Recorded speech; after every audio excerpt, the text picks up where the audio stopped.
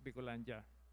Bago po kayan, i-introduce ko po ang mga members po kang Executive Committee. Yan po sa wala ko si Director Mike Pawig. Duman man po si Miss Rai Rentoy. And kataning po ni Rai si Attorney Jet Vergara. And duman man po sa puro si Ice Badong. May dua pa po kaming miyembro na dahil panaabot, siguro pasiring naman si Daigdi, si Don siya and si Mr. Rocha, si Toti Rocha.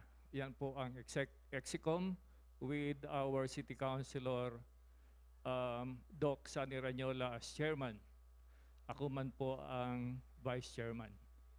Ngunyan po, itataw ko po ang microphone sa tuyang Chairman kang Miss Bicolandia 2022 Beauty Pageant. Thank you, Councilor Joe. Well, forever po kita magduman sa question and answer. Tuguti po muna kami ni Isabe Mesendo ang mga rules and regulation kay ni Miss Piña Francia 2022. Primero po ang qualification. At least 17 years old but not more than 25 years old on the date of the coronation night. At least 5'4". 5'4" po ang height. Single, of good moral character and reputation, has never given birth or has never been a mother. Filipino citizen, a Bicolano by birth or by blood, or resident of Bicol region for at least 3 consecutive years. At least po junior high school. Must have received at least one booster dose po of the COVID-19 vaccine. Of good health and can perform her future task of representing the Bicol region as ambassadress of goodwill. Mga documentary requirements po na kaipuhan darahon ninda ng mga kandidata. Duly accomplished Miss Bicolandia application form, tatawmi po yan sa inda. Official written endorsement from the municipal or city mayor. Certificate of residency and good moral character from the punong barangay. Certificate of employment if employed. Registrar's school head certification of educational level course completed or presently enrolled. Medical certificate of physical, mental fitness issued by a practicing licensed physician. Vaccination card. Additional requirement po. Ito po very importante marami. Hindi po kita nagkakariribo kunugad. May mga nagpipirit na Bicolano da asinda. If Bicolana by blood, either or parent or both parents are Bicolanos. Even if a present applicant candidate is not resident of Bicol region. So, dapat po Bicolano by blood. But present NSO or Civil Registry Office issued birth certificate or passport, original or certified true copy, and certified true copy of birth certificate of mother or father, original copy or certified true copy. If Bicolana by birth, both parents not Bicolanos but applicant candidate was born in Bicol region, pinangaki po sa Bicol region, even if at present is not resident of the Bicol region, pwede po.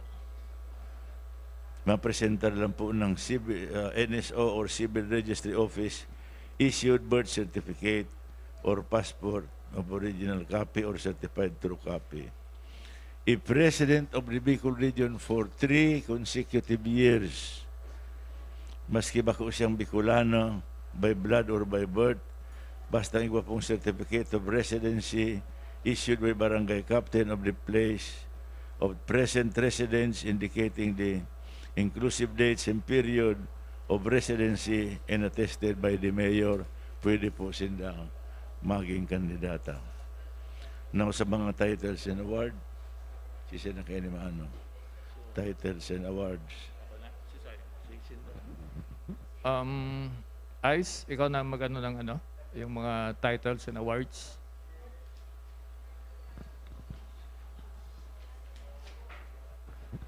So, hello, my name is Ice Badong po, member of the Executive Committee. For the title holders, for Miss Bicolandia 2022 po, they will be receiving 250,000 pesos and sash. For first runner-up, they will be, the winner will be receiving 150,000 pesos and cash. For the second runner-up, she will be receiving 75,000 pesos and sash. The third runner-up will be receiving 50,000 pesos and sash. And the fourth runner-up will be receiving 25,000 pesos and cash. For the special awards po, Best in Production Number will be 7,000 pesos and sash. For Best in Swimsuit, Best in Evening Gown, Miss Photogenic, Miss Congeniality, Darling of the Press, and Miss Congeniality, they would all be receiving 7,000 pesos in cash. And for the Darling of the Press, it's going to be 5,000 pesos and sash. And Best Designer for Evening Gown is 10,000 pesos and cash. Also, the pageant handlers will be receiving gratuity. For Miss Bicolandia 2022, the handler will be receiving 20,000 pesos. For first runner-up, he will be receiving 15,000 pesos. For the second runner-up, it's 10,000 pesos. For the third runner-up, it's 7,500. And for the fourth runner-up, it's going to be 6,000 pesos. That's all.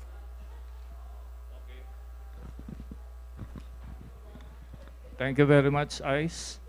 May we request Rai para itaw po si criteria sa pagpili po kang mga kandidata bilang official candidates.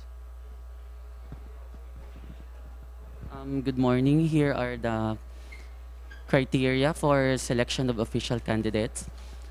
Personality and intelligence, 40%. Beauty of the face, 30%. Form and figure, 30%. Second is the swimsuit competition criteria. Form and figure, 40%. Poise and projection, 40%. Confidence, 20%. And then for the evening gown competition, we have elegance, 40%. Poise and projection, 40%. And overall impact is 20%. Thank you. Thank you, Rai.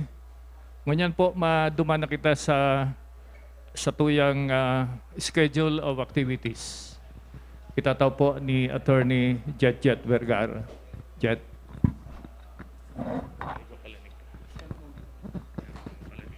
Good morning. Ito po yung schedule natin for the pre-screening sa Robertson's Hotel sa Rose Hall. Sa August 28 na po yan, Sunday, from 9 a.m. to 2 p.m.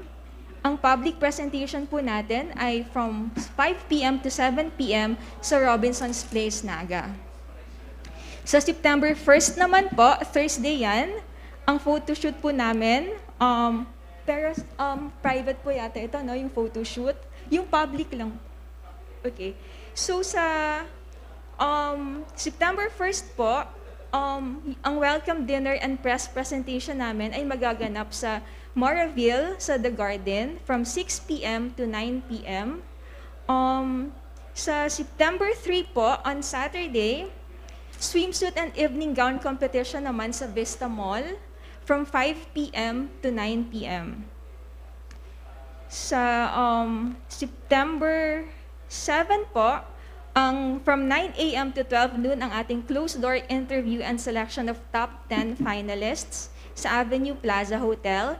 And from 7 p.m. to 10 p.m. po ang coronation night natin sa JMR Coliseum. Okay, yeah. Sa September 4 po, meron din po tayong event, Forest in our Midst tree planting sa Balatas Development Site sa Pacol. From 7 a.m. to 10 a.m. po yan. Meron din po tayong, mag-a-attend din po ang ating mga kandidata ng Divino Rostro Novenary Mass sa Peña Francia Shrine from 5 p.m. to 6 p.m. Sa September 5 po, from 8 a.m. to 9 a.m., mag-a-attend din po ang ating mga kandidata, ang ating official candidates sa flag ceremony sa Naga City Hall. Thank you, Attorney Jet. And also on September 4, magkakaigwa po ng photoshoot sa Primus Hotel and Resort. No? Now, may I give back the microphone to our chairman sa kadagdagan pong, kung may dadagdag pa pong information.